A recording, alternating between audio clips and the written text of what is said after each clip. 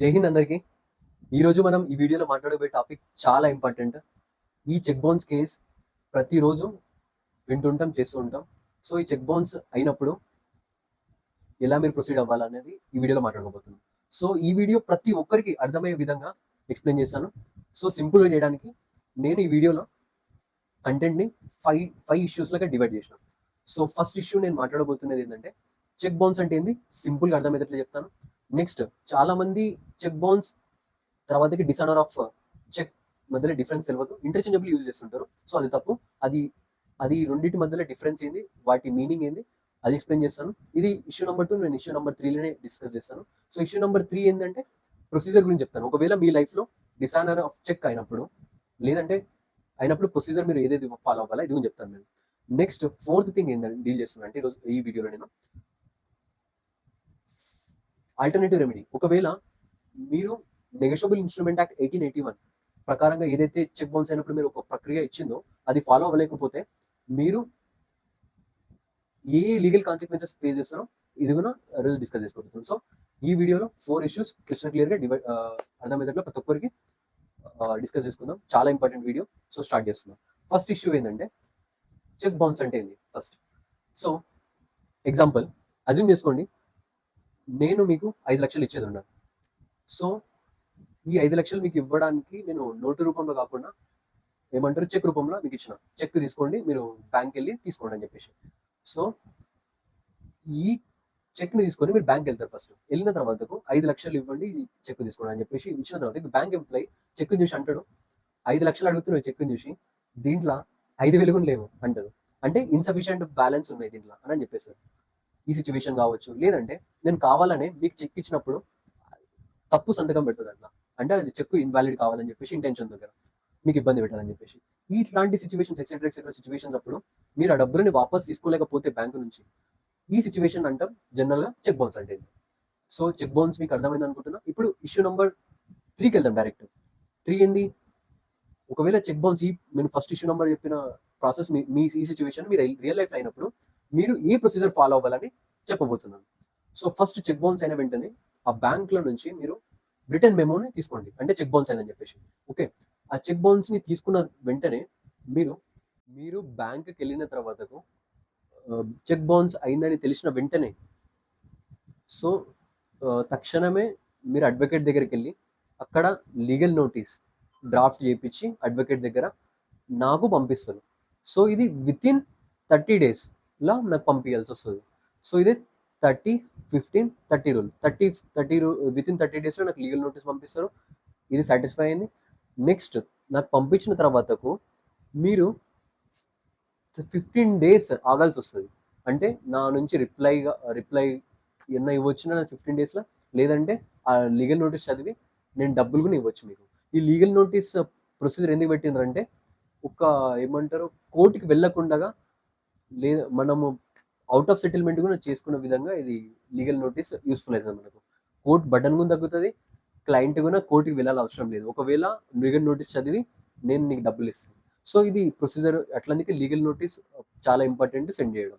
ఒకవేళ చాలా మంది తప్పు చేస్తుంటారు లీగల్ నోటీస్ పంపించకుండా. ఎట్లా అంటే ఇప్పుడు మన ఇద్దరి మధ్యలో ట్రస్ట్ ఉంటుంది సంథింగ్. సో నేనేమంటే నాకు ఇప్పుడు నా దగ్గర డబ్బులు లేవు, 5 lakhs నేను మెల్లగా ఇస్తా అని చెప్పేసి మీకు చెప్పేస్తాను. సో మీరు నన్నే నమ్మి మీరు లీగల్ నోటీస్ నాకు సెండ్ చేయరు. సో అది 30 డేస్కి క్రాస్ అయ్యి చాలా రోజులు వెళ్ళిపోతుంది. మీరు లీగల్ నోటీస్ నాకు సర్వ్ చేయరు నమ్మని నమ్మకంతో. తర్వాత కూడా నేను డబ్బులు ఇయ్య, అప్పుడు నువ్వు 30 డేస్ తర్వాతకు నువ్వు లీగల్ నోటీస్ సెండ్ చేస్తా అంటే అది ఇంపాసిబుల్. సో ఇది దృష్టిలో పెట్టుకోండి. ఒకవేళ ఇస్తంటే కూడా మీరు ఫార్మల్గా అడ్వకేట్ దగ్గర లీగల్ నోటీస్ పంపించండి పక్క. ఇది ఒకటి. నెక్స్ట్ 30-15-30 రూల్లో 30 అయిపోయింది. ఇప్పుడు 15 గురించి మాట్లాడదాం. 15 అంటే ఏంది, నాకు మీరు లీగల్ నోటీస్ పంపించిన తర్వాత 15 డేస్ ఆగాల్సి వస్తుంది. 15 డేస్ ఎందుకు ఆగుతారు, నా నుంచి రిప్లై లేదంటే నేను సెటిల్మెంట్ కోసం నేను డబ్బులు ఇస్తాను మీకు, ఈ విషయాల కోసం మీరు ఆగుతారు. 15 డేస్ వెయిట్ చేస్తారు, కృష్ణ ఇస్తాడా ఇవ్వడా. ఒకవేళ నేను ఇవ్వకుంటే 15 డేస్ వితిన్ 15 డేస్లో మీకు రైట్ వచ్చేస్తుంది. మీరు section 138 of negotiable instrument act 1881 ప్రకారంగా నా పైన మీరు ప్రైవేట్ కంప్లైంట్ కోర్టు దగ్గర వేయవచ్చు. సో ఒకవేళ సెక్షన్ 138 ప్రకారంగా మీరు క్రిమినల్ కేసుని అపాయింట్ చేస్తే మీకు అడ్వాంటేజ్ ఏంటంటే కేసు అనేది అర్జెంట్గా అవుతుంది, ఎందుకంటే క్రిమినల్ కేసెస్ అర్జెంట్ కేసెస్ కాబట్టి. నెక్స్ట్ థింగ్, కోర్ట్ ఫీజు కూడా మీరు ఇవ్వాల అవసరం లేకుంటుంది క్రిమినల్ కేసు కాబట్టి. సో మీకు ఇది బెనిఫిట్ అవుతుంది. ఇంకోటి, నేను తప్పు చేసిన కాబట్టి నాకు సెక్షన్ 138 ప్రకారంగా ఇది జడ్జ్ డిస్క్రిషన్ 2 years ఇంప్రిజన్మెంట్ అంటే జైలు శిక్ష, చెక్ మీరు నాకు ఎంత ఇచ్చారో 5 lakhs ఇచ్చారు కదా, సో దానికి డబల్ ఆఫ్ అమౌంట్ అంటే 10 lakhs కూడా అవే అవకాశం ఉంది. లేదంటే జైలు శిక్ష plus twice of amount of cheque పైన ఎంత అమౌంట్ ఉందో దానికి డబల్ అమౌంట్ అది కూడా మీరు అది క్లెయిమ్ చేయొచ్చు. అది సెక్షన్ 138 ప్రకారంగా రాసింది. నెక్స్ట్ ఈ ప్రొసీజర్లోనే మనము చెక్ బౌన్స్ అంటే ఏంది, చెక్ డిస్ఆనర్ అంటే ఏంది అని సెకండ్ ఇష్యూ చెప్పినా కదా, అదే ఈ మాధ్యమంలో, ఈ ప్రొసీజర్ మాధ్యమంలో మీకు ఎక్స్ప్లెయిన్ చేస్తాను. సో నేను ఎప్పుడైతే చెప్పినానో బ్యాంక్ నుంచి చెక్ బౌన్స్ అయిందని చెప్పేసి, అక్కడ చెక్ బౌన్స్ అయింది అంటే మీకు తెలిసింది ఇది అకౌంట్లో అమౌంట్ లేదని చెప్పేసి చెక్ బౌన్స్ అంటారు. ఎప్పుడైతే మీరు నాకు లీగల్ నోటీస్ సెండ్ చేసి 15 days తర్వాత వరకు వెయిట్ చేసిండ్రు నా కోసం, ఏమంటారు, నాకు డబ్బులు ఇస్తాడని చెప్పేసి, సో అప్పుడు కూడా నేను సెండ్ చేయలే. సో సెండ్ చేయకపోయినా 15 days తర్వాత కూడా నేను సెండ్ మనీ చేయలేకపోతే మీకు ఈ సిచ్యువేషన్ని డిసానర్ ఆఫ్ చెక్ అంటారు. అర్థమైంది కదా? 30 days legal notice, 15 days wait చేస్తారు. ఆ 15 days వెయిట్ చేసిన తర్వాత కూడా నేను మీకు అమౌంట్ ఇస్తలేను. సో ఈ సిచ్యువేషన్లో డిసానర్ ఆఫ్ చెక్ అయ్యిందని చెప్పొచ్చు మీరు. అర్థమైంది కదా? నెక్స్ట్ 30 days మీరు టైం ఉంటుంది మీకు. వితిన్ 30 days లోపల 15 days తర్వాత వెయిట్ చేసిన తర్వాత 30 days లోపలనే మీరు వితిన్ 30 days లోపలనే సెక్షన్ 138 ప్రకారంగా మీరు కేసు వేయవచ్చు. సో ఒకవేళ మీరు ఈ ప్రొసీజర్ని ఫుల్ఫిల్ చేయలేకపోతే, ఒకవేళ ఈ ప్రొసీజర్ని రిజిడ్గా మీరు ఫాలో అవ్వలేకపోతే, ఒకవేళ తక్కువ రోజులు మీరు అంటే 2 days 3 days 5 days అట్లా డిలే అయింది సంథింగ్ కొన్ని రోజులు, సో అప్పుడు కంటిన్యూషన్ ఆఫ్ డిలే పెట్టి రీజన్ ఎక్స్ప్లెయిన్ చేసి చేస్తే కోర్ట్ కన్విన్స్ అయితే మీకు పర్మిషన్ ఇవ్వచ్చు అది ఫైల్ చేయడానికి క్రిమినల్గా. ఒకవేళ కొన్ని కేసెస్లో చాలా లేట్ అయితే కోర్ట్ అనేది మీకు అలౌ చేయదు. సో ఇటువంటి సిచ్యువేషన్లో మీరు హక్కు కోల్పోతారు సెక్షన్ 138 ప్రకారంగా క్రిమినల్గా ప్రాసిక్యూట్ చేయడం. సో ఇప్పుడు హక్కు కోల్పోయినారని చెప్పేసి మీరు చెక్ అమౌంట్ని నా పైన క్లెయిమ్ చేసే అధికారం పోయిందంటే లేదు.